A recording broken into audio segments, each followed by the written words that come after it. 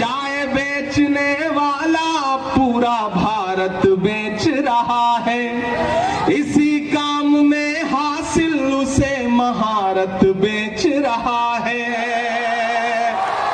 सच बोल रहा हूं कि नहीं बोल रहा हूं?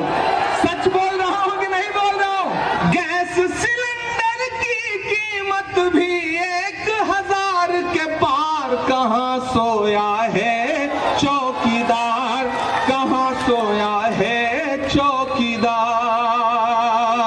दुआ करिए मेरी आवाज में इतनी ताकत आए कि मेरे सामने प्रधानमंत्री जी बैठे हो और मैं पार्लियामेंट में खड़ा होकर उनसे सवाल करूं। जो हर जालिम से टकराएगी वो आंधी बनाऊंगा, नए अंग्रेज आए हैं नया गांधी बनाऊंगा। अब तैयार रहना बैजलपुरा वालों कि रेल बिक गई, तेल बिक गया, बिका हवाई अड्डा, सब कुछ बिकता देख के खुश हैं अपने जेपी नड्डा।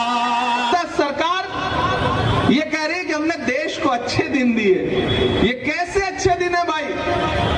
मैं तो ये अच्छे दिनों को देख करके शायर हूं तो हर जगह जाके ये 4 मिसरे पढ़ता रहता हूं कि मोहब्बत भाईचारे के दीवाने दिन ही लौटा दो। मैं सीधे उन्हीं से कह रहा हूं कि मोहब्बत भाईचारे के दीवाने दिन ही लौटा दो, वो सस्ती दाल सब्जी के सुहाने दिन ही लौटा दो। ये अच्छे दिन तो अंबानी अडानी को मुबारक हो, हमें ऐसा करो साहिब पुराने दिन ही लौटा दो, हमें ऐसा करो साहिब पुराने दिन ही लौटा दो। जिस गुजरात के विकास का ढिंढोरा पूरे देश में पीटा गया, उस गुजरात के विकास का सच जानना है तो मुझे सुनो आप। ये वो गुजरात है जहां सड़कों की हालत ऐसी है कि सड़क में गड्ढे या गड्ढे में सड़क है, आप अंदाजा ही नहीं लगा सकते। ये है गुजरात के विकास का सच। यहां हिलाने पे पुल टूट जाता है। ये है गुजरात के विकास का सच। मोदी जी ट्रेन को हरी झंडी दिखा के रवाना करते हैं, ट्रेन आगे बढ़ती है, भैंस से टकराती है, भैंस नहीं मरती, ट्रेन का इंजन टूट जाता है। यह है गुजरात के विकास का सच। यहाँ के मंत्री सड़क बनवाते हैं, उद्घाटन करते हैं, सड़क पर नारियल फोड़ते हैं, असलम भाई तो नारियल नहीं टूटता, सड़क टूट जाती है। यह है गुजरात के विकास का सच। मैं मीडिया के साथियों से भी कहूंगा और नौजवान साथियों खास तौर से आपसे कहूंगा कि गुजरात में भारतीय जनता पार्टी सिर्फ टीवी चैनल पर चुनाव जीत रही है, जमीन पर कांग्रेस यहां सरकार बनाने जा रही है। वक्त की पाबंदियां हैं। मैं जानता हूं आप शायरी भी सुनना चाहते हैं, नहीं सुनाऊंगा तो आप नाराज हो जाएंगे। मैं तो शायर हूं, सांसद बाद में हूं, पहले शायर हूं। तो मैं तो चारों तरफ जा करके हमेशा महंगाई देखता हूं, माओं को अपने घरों में रसोई में आटा चावल दूध दही खरीदने के लिए परेशान देखता हूं, तो मैं तो पूछ लेता हूं उनसे कि कहां सोया है चौकीदार, कहां सोया है चौकीदार। गैस सिलेंडर की कीमत भी 1000 के पार, कहां सोया है चौकीदार, कहां सोया है चौकीदार। कि चाय बेचने वाला, देखिए मैं शायर हूं तो मुझे छूट है, मैं कह सकता हूं, मुझे हक है। मैं तो सोच रहा हूं मैं किसी दिन संसद में भी खड़ा होकर ये नज्म उनको जरूर सुनाऊंगा कि चाय बेचने वाला पूरा भारत बेच रहा है। सच बोल रहा हूं कि नहीं बोल रहा हूं? सच बोल रहा हूं कि नहीं बोल रहा हूं? इधर जो लोग खड़े हैं आपका भी समर्थन चाहिए मुझे कि चाय बेचने वाला पूरा भारत बेच रहा है, इसी काम में हासिल उसे महारत बेच रहा है।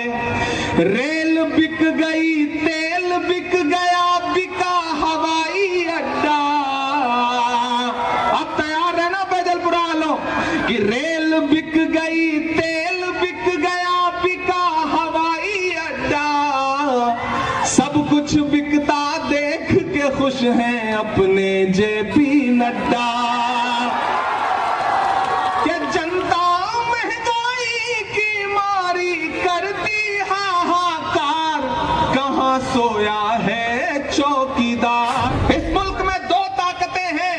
एक ताकत वो है जो सोचती है कि मुल्क उसकी तानाशाही से चलेगा, मुल्क उनकी मर्जी से चलेगा, लेकिन एक तरफ वो ताकतें खड़ी हैं जो ये कह रही हैं कि मुल्क डॉक्टर बाबा साहब भीमराव अंबेडकर के संविधान से चलेगा, जो ये कह रहे हैं कि मुल्क महात्मा गांधी के विचारों से चलेगा, मौलाना आजाद के सपनों से चलेगा, ये मुल्क पंडित जवाहरलाल नेहरू के ख्वाबों से चलेगा।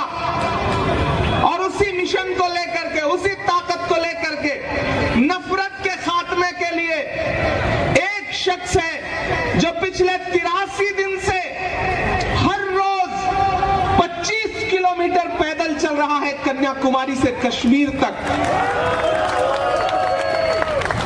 जिसका नारा क्या है कि नफरत छोड़ो भारत जोड़ो।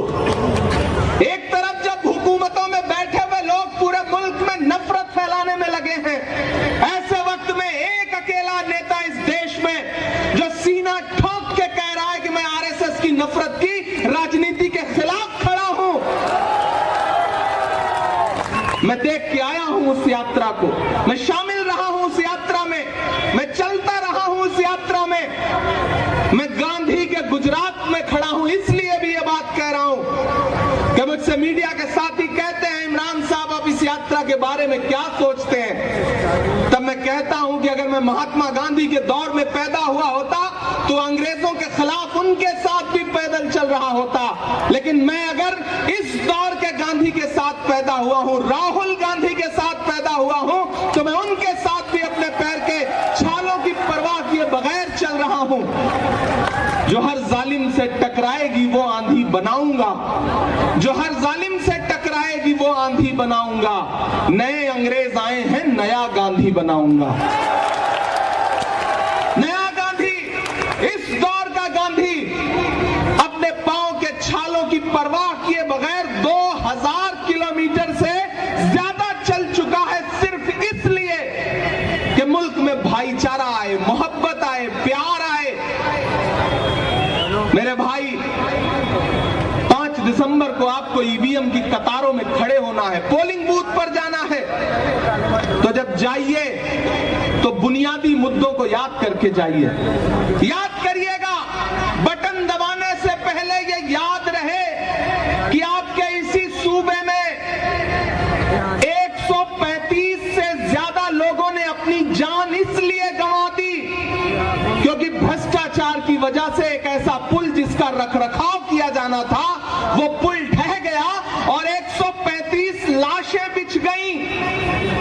ये याद रखिएगा, लेकिन उससे ज्यादा ये बात याद रखिएगा कि जब 135 लाशें बिछी थी, मोरबी में कफन सिले जा रहे थे, तो हुकूमत का फर्ज यह था कि पूरा प्रशासनिक अमला, मुख्यमंत्री, प्रधानमंत्री जी खुद यहां थे, वो सारे के सारे मोरबी में मौजूद होने चाहिए थे, लेकिन अफसोस देश का हाकिम दिन में 3 बार कपड़े बदल के उद्घाटन कर रहा था।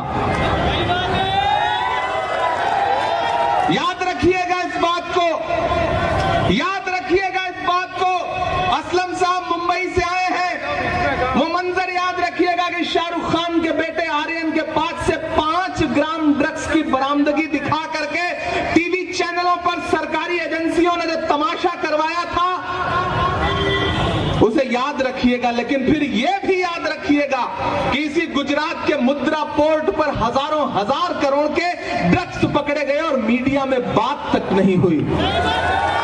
याद रखिएगा, याद रखिएगा नौजवान साथियों, आप खास तौर से याद रखिएगा कि यह गुजरात है जहां 40 लाख रजिस्टर्ड बेरोजगार हैं, और आप जब नौकरी पाने की तलाश में पर्चा भरते हैं तो पर्चा देने से पहले पेपर लीक हो जाता है, लगातार पेपर लीक हो रहे हैं। याद रखिएगा, याद रखिएगा बटन दबाने से पहले कि यह गुजरात है, यहां शराबबंदी है, लेकिन इसी गुजरात में शराब पीने से 70 से ज्यादा लोग अपनी जान गंवा देते हैं। और जब मैं और कांग्रेस के बाकी सांसद पार्लियामेंट में खड़े होकर के उस दौरान सरकार से कहते हैं कि जवाब दो, इन 70 मौतों का गुनहगार कौन है, तो सरकार कहती है कि हम इस पर बात नहीं करेंगे।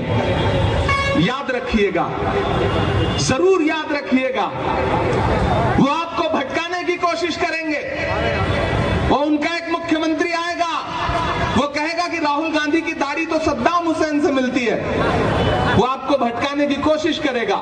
लेकिन जब वो ये कहे तो पलट के आप उन्हीं से कह दीजिएगा कि भैया आप भी आईना देख लो, आपकी शक्ल भी मोदी जी के दोस्त नवाज शरीफ के जैसी लगती है, उन्हें कह दीजिएगा। मुद्दों पे डटे रहिएगा, पूछिएगा कि महंगाई कैसे बढ़ गई। आप तो कहते थे कि मैं चौकीदार हूं, मेरे हाथ में देश की तिजोरी सौंप दो, मैं खजाना नहीं लूटने दूंगा। लेकिन मेरी माओ बहनों, ये याद रखिएगा कि आज से 6 साल पहले एक दिन टीवी चैनलों पर वो नमूदार हुए और उन्होंने कहा कि भाइयों बहनों, आज से 500 और 1000 का नोट बंद। जानते हैं क्यों? क्योंकि आपने अपने पल्लू में छुपा करके, रसोई में आटे के डब्बे में छुपा करके जो थोड़े बहुत पैसे रखे थे ना घर वालों से, ताकि बच्चों की किसी मुसीबत में काम आए, उस पैसे को आपसे छीन के बैंक में जमा करवाना था, ताकि अपने उद्योगपतियों, दोस्तों का कर्जा माफ किया जा सके, आपको लूट करके अमीरों की तिजोरी भरी जा सके। याद रखिएगा, तब जाइएगा और वोट करिएगा। मैं तो अलग ऐलान चारों तरफ सवाल करता हुआ फिर रहा हूं। डराने की कोशिशें की जाती हैं, आवाज दबाने की कोशिशें की जाती हैं। कहा गया है, सुना गया है, कोई न बोले, ज़बां दराजों को मशवरा है, कोई न बोले। अजीब लुकनत पसंद हाकिम से वास्ता है, जो चाहता है, जो सोचता है, कोई न बोले। लेकिन मैं बोल रहा हूं, क्योंकि मैं इसलिए जिंदा हूं कि मैं बोल रहा हूं। दुनिया किसी गूंगे की कहानी नहीं लिखती। याद रखिएगा कि जब प्रधानमंत्री जी लाल किले की प्राचीर पर खड़े होकर के महिला सम्मान, महिला सुरक्षा का भाषण दे रहे थे, तो उसी दिन, उसी के 2 घंटे बाद, इसी गुजरात में भारत की एक बेटी बिल्किस बानो के बलात्कारी रिहा किए जा रहे थे। याद रखिएगा। अभी 7 दिसंबर से पार्लियामेंट का सेशन शुरू होगा। दुआ करिए, मेरी आवाज में इतनी ताकत आए कि मेरे सामने प्रधानमंत्री जी बैठे हों और मैं पार्लियामेंट में खड़ा होकर उनसे सवाल करूं कि प्रधानमंत्री जी, मैं तो हिंदी साहित्य का विद्यार्थी रहा हूं, मैं तो संस्कृत का एक सूत्र वाक्य पढ़ा करता था कि यत्र नार्यस्तु पूज्यन्ते रमन्ते तत्र देवता। जहां नारियों की पूजा होती है, वहां देवता निवास करते हैं। लेकिन मुझे अफसोस है कि जिस देश में नारियों की पूजा होने पर देवता निवास करते थे, वहां नारियों की पूजा छोड़िए, बलात्कारियों की पूजा हो रही है। और प्रधानमंत्री जी चुप हैं। भारत की बेटी के लिए उनके पास एक शब्द नहीं है बोलने के लिए।